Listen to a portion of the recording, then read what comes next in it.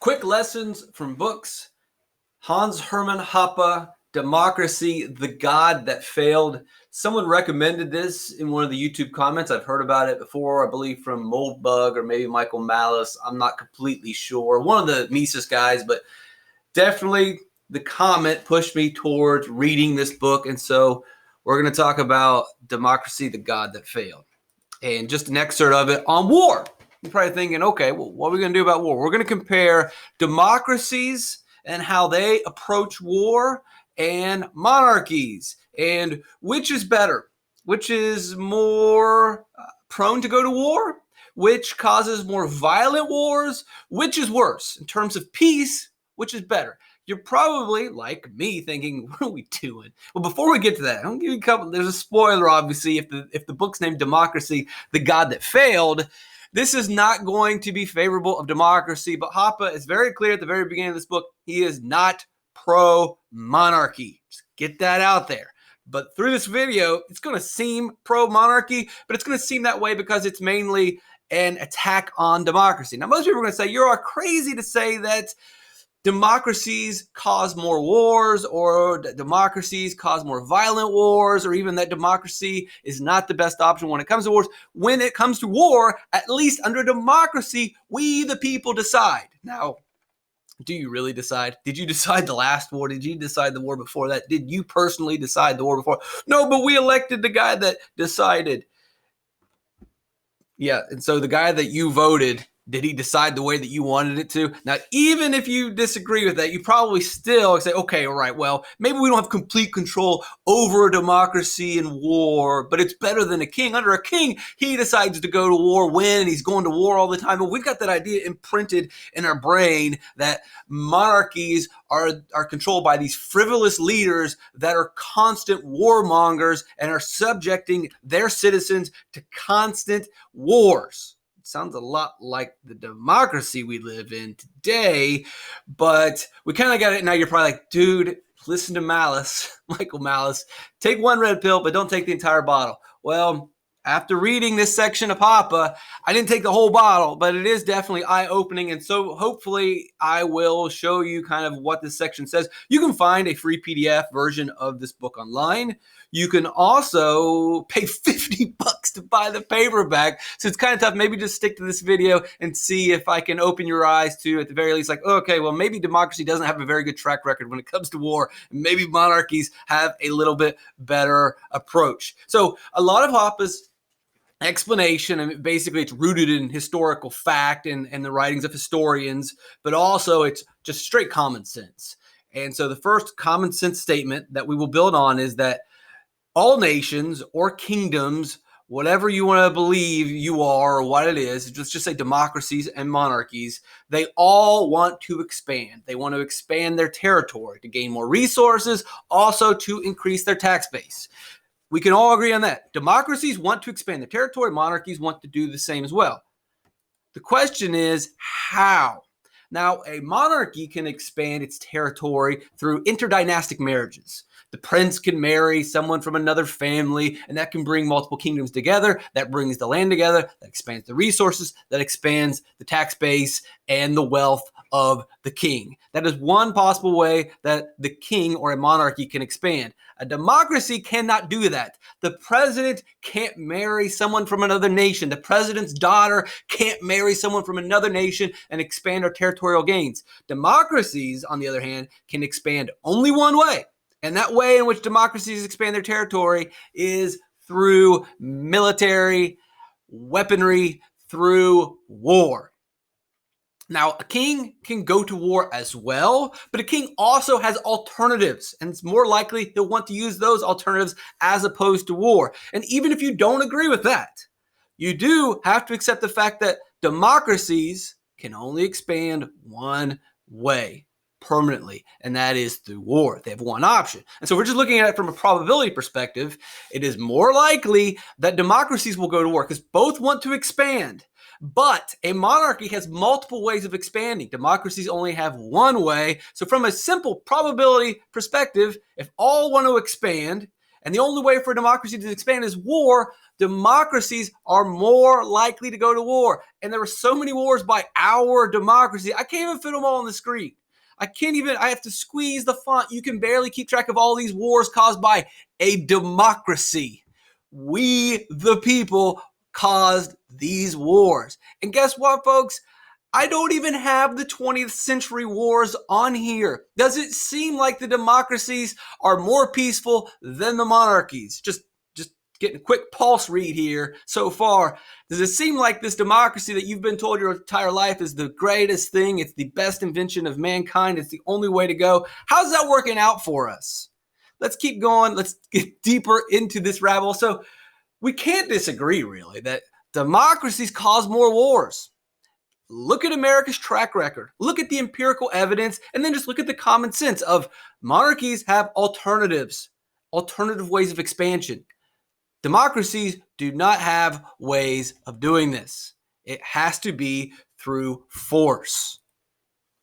What about types of war? So we know that the democracies are causing more wars quantitatively, but what about qualitatively? What are these actual wars? What is the difference between a war fought by a democracy as opposed to a war fought by a monarchy?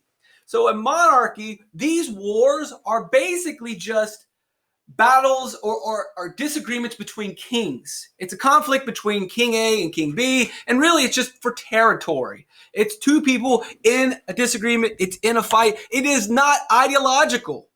These are not battles where King A has this view on the way of life and the practices and the philosophies of the government and the economic system. It is not. King A wants the land. King B wants the land. We're going to have some battles and we'll decide who gets the land, and then it's done. Wars by monarchies are not typically ideological battles.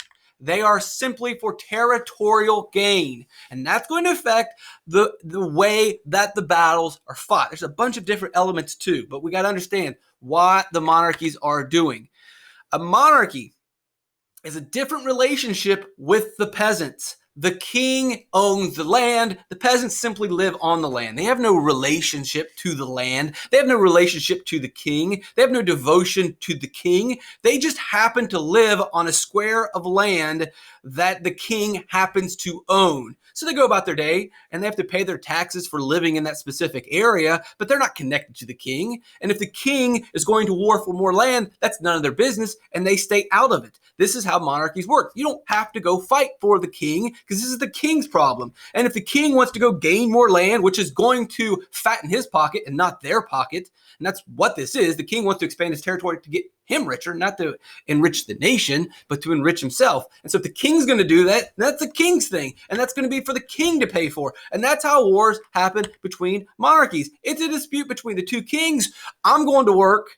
I'm taking care of my kids. I'm working in the farm. The king's got a fight going on, and the king's recruited a bunch of teenagers and 20-year-olds that want to venture to go fight it.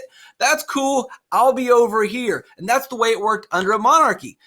Under monarchies, and this is all in Hoppe's book, that commerce was expected not to be messed with. It shall not be interrupted. Travel was not to be interrupted. The normal days of lives of non-combatants or civilians were not to be interrupted. Arcana regni, I don't know if I'm saying that right. I did take 3 years of Latin and learned absolutely nothing. It's the concern of the sovereign alone. Wars did not involve the entire nation. Not everyone got sucked into this stuff. It was just the king's thing, and the king got some people to fight, and they did it, and we all just went about our daily lives. Sure, you had to pay taxes. These weren't really increased for military, just you keep paying your regular taxes, but you didn't have to join the army. Conscription was not a common theme. You were not drafted in. You just went on about your life. And we had these typical battles of armies lining up against each other, gentlemen's affairs, basically. We'll talk about that here in a second. Not total war. Your normal life was not interrupted under the wars between monarchies. Total war did not exist. You did not pillage other cities. You did not burn everything down. You did not imprison everyone and subjugate your victims and your opponents and force your will upon them until they accepted you and your views. That didn't have to happen because it was simply over territory. Fight the battle. Okay, I get the land. Let's move on. It wasn't total war. It wasn't burn, destroy, force them to submit and accept us as their leaders and accept our way of life. That wasn't the way under a monarchy. So since we already mentioned that this is the king's war, he's paying for it, there was a low supply of soldiers under these wars. There wasn't a lot of soldiers because they didn't have to fight because it was the king's thing. There was no nation really that you were a part of. So they had a low supply of soldiers. So since generals had very few soldiers, they had to make sure the soldiers they had counted. If you have very few soldiers in your army, you better make sure that you get the most out of them. And so they underwent extensive training. Tons of training. And so since you have very few, a low supply, and the low supply that you have has undergone extensive regimental training, the value of those soldiers is incredibly high. Now, if you have very few soldiers, and those very few soldiers are superstars, the last thing that you want to do is lose one of those few superstar soldiers. This was the case under a monarchy. And so generals avoided battles. They tried not to fight very many battles. They didn't want to lose soldiers because there were very few soldiers, and those few soldiers they had were trained very well. It's very different than what we have today, and we'll talk about what the inverse is going to be, and obviously you can guess the inverse is going to be what you have under a democracy. But under a monarchy, few soldiers, very good soldiers, you don't want to waste them, so you don't constantly go to battle, and you battle differently. It's much more of a dance routine. It's about strategy. It's chess. It was a game. War's not a game. War was very much a game then. It was gamesmanship. It was closer to a gentleman's affair than it is today, where you have total annihilation of your opponent. That was not the case. It wasn't all-out bloodbath. They were not trying to battle that much. They were not trying to lose a lot of soldiers. They were just trying to decide, all right, win or lose, you get the territory, we'll move on to the next day. It wasn't so much destroy everyone, force them to submit, and accept our way of life. It wasn't what they were doing. Oh, the king lost? Yeah, well, we got a new king. Who cares? It didn't matter under a monarchy. Meet the new boss, same as the old boss. And what would really change? Oh, wait, so that guy no longer owns this square piece of land, and now that guy owns this square piece of land? Tell me how my life has changed. Oh, it hasn't. But in a democracy, it's not that way. Imagine your democracy loses a war. You're not going to all right, so these guys are in charge now. That's a little different under democracy, because if these guys are in charge now, these guys have a lot of different views on what my rights and my freedoms and the economic system. That is a huge shakeup. That's earth-shattering, as opposed to, so this guy, the only thing that changes is this guy owns the land now? Okay, well, whatever. A little different under a democracy. When democracies go to war under ideology, when someone takes over and then changes your way of life, that leads to total war. That leads to total destruction. That leads to annihilation. That leads to the death of civilians and non-combatants and the destruction of private property. That doesn't happen under a monarchy. That did not happen under a monarchy. It was simply the kings battling real quick. Let's get this thing over with. Don't destroy my property. Don't destroy my life. You settle your disagreement, move on. Democracies are different because they tend to be ideological. We'll talk about that in a second.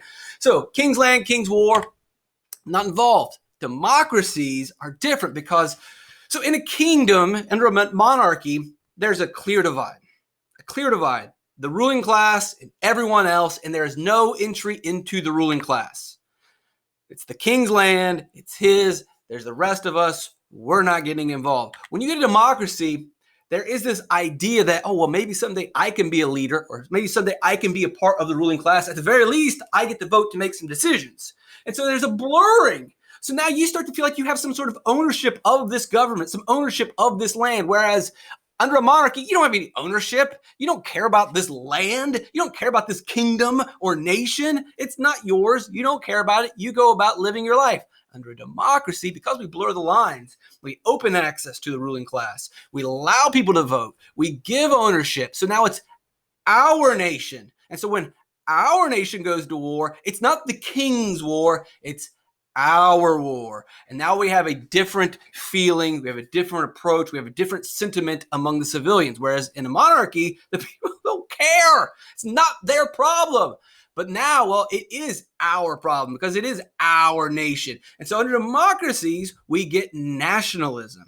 And nationalism causes all sorts of problems. You do not get nationalism under a monarchy. They don't care about the land. They don't care about imaginary political borders. I know we want to look at the peasants in the situation and say, oh, they're just backwards. They don't know what they're doing. Well, under a monarchy, these foolish, backwards peasants don't care about imaginary political borders. They don't care about imaginary lines drawn on a map. Doesn't matter. Oh, is that where the imaginary line divides me from you? And because you live on that side of the imaginary line, you're the bad guy, and I live on this side of the imaginary line, so I'm the good guy? Do they sound like they're idiots? Now us, yay! Everyone living inside our imaginary box are the best. Yay! How foolish is this? Who is the smarter person? Who is wiser in this situation? So we get nationalism and we get this binding together of people around beliefs.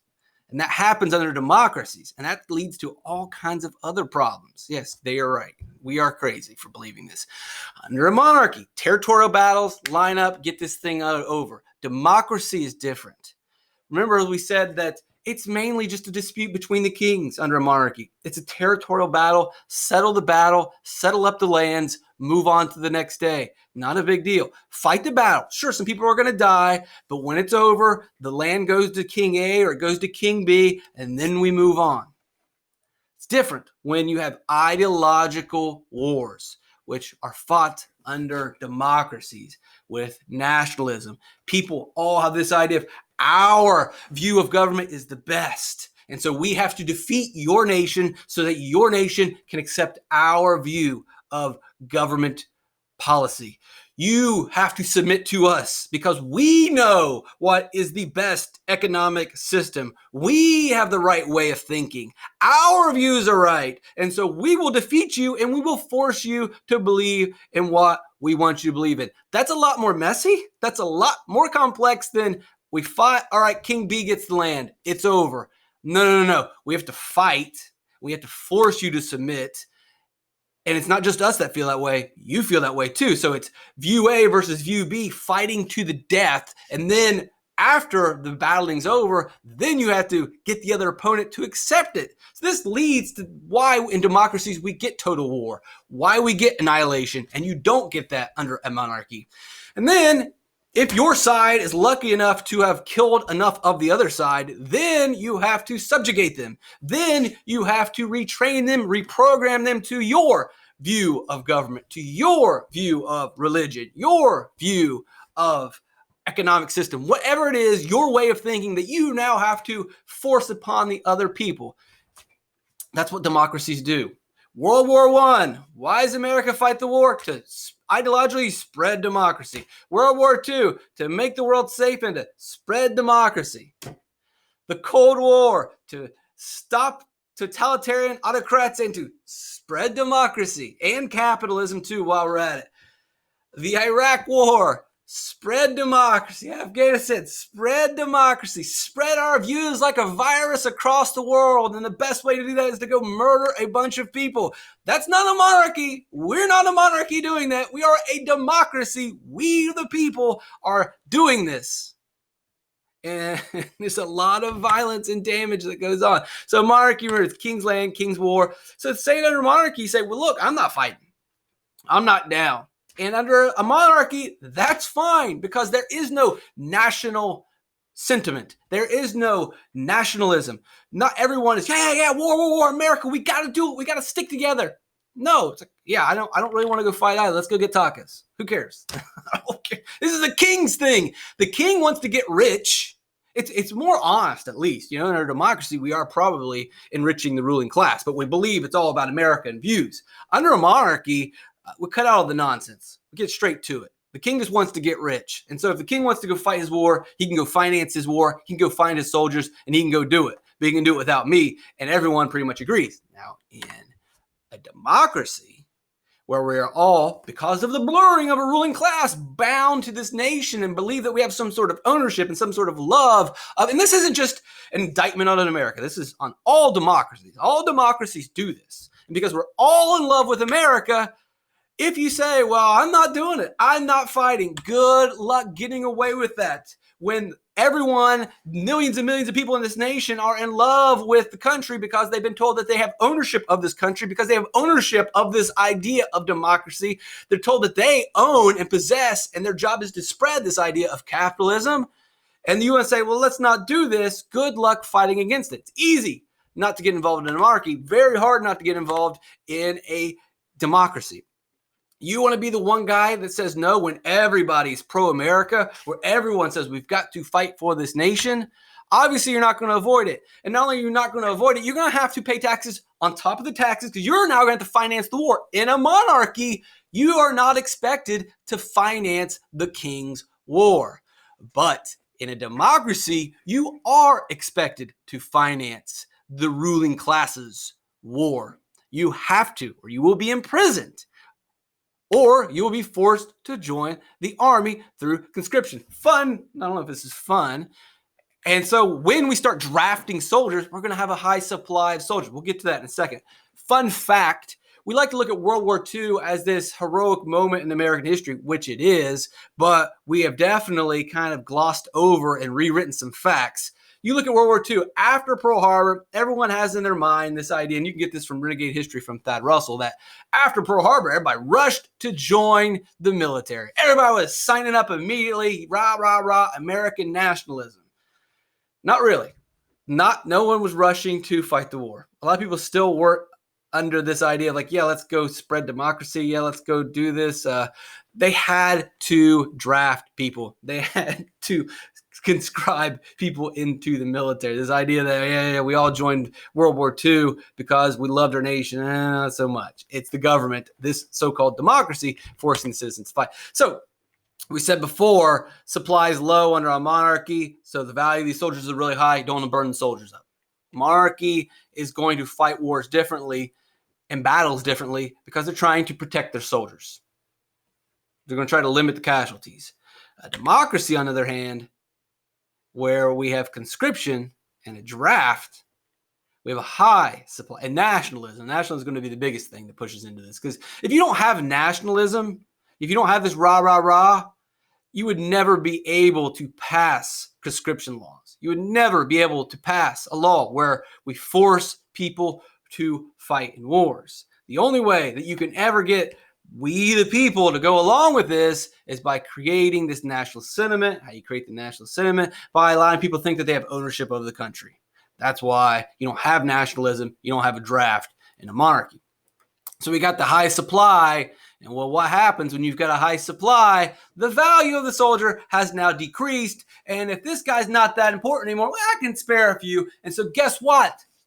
The types of warfare is going to change. When your soldiers were rare and special and unique little snowflakes, you did more strategy. You did flanking, and it was all about military strategy. I just keep saying strategy over and over. When soldiers are a dime a dozen, you get total war. You get this nonsense. You get total destruction. You get battle after battle after battle. And then let's close with this idea. Democracies don't fight each other. There's never been a documented case of democracies. Yeah, that's right. Yeah, if the Indians if they would have had universal suffrage and a bicameral legislature, then that would have been it. Like, we wouldn't have had to kill all the American Indians if they just would have been democracies, because we were a democracy. If they would have been a democracy too, it never would have happened, but they weren't a democracy. So, if Santa Anna would have just implemented some checks and balances, then we wouldn't have had to murder the Mexican army and then steal the entire Southwest. If you guys would have been a democracy, then never would have happened. If the Germans wouldn't have voted for, well, it doesn't really work, but because this idea that democracies don't fight. I mean, I showed you earlier, up to the 20, how many wars has our democracy fought? And I'm not saying, and this is just from Hoppe, that monarchies are better. But the idea is that democracies are peaceful is absolutely false.